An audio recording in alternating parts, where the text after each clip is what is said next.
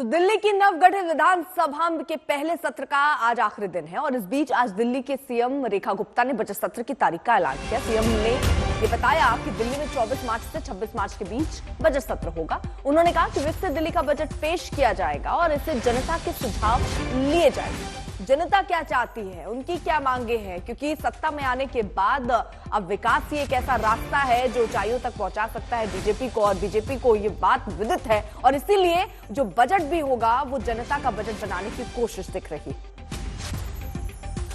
ये बजट विकसित दिल्ली बजट है और इसमें जनता के प्रत्येक वर्ग के सुझाव शामिल हो। इस संकल्प पत्र में जो फोकस के क्षेत्रों में हमने महिलाओं को आर्थिक सहायता,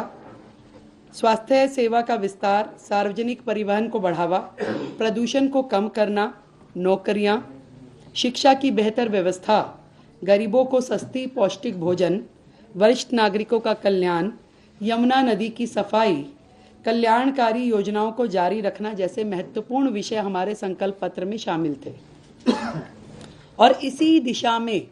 दिल्ली की जनता की प्राथमिकताओं का संज्ञान लेना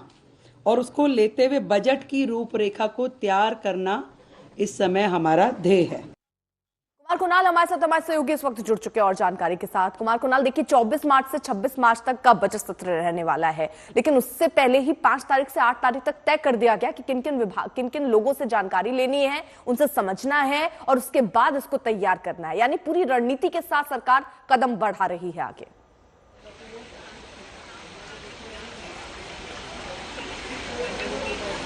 बिल्कुल अर्पिता, और साफ तौर पर यह लगता है कि जिस तरीके से सरकार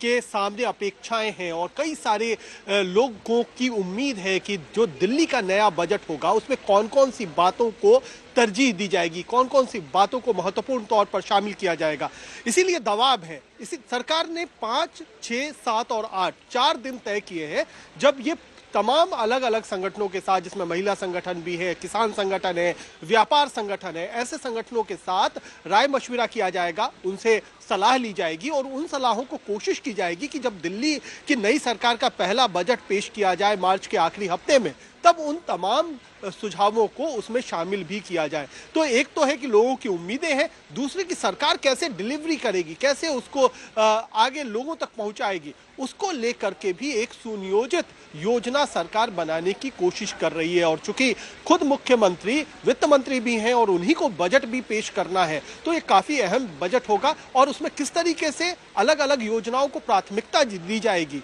इस पर सबकी नजर रहेगी। चलिए, बहुत बहुत शुक्रिया, आपका नजर बनाए रखिए।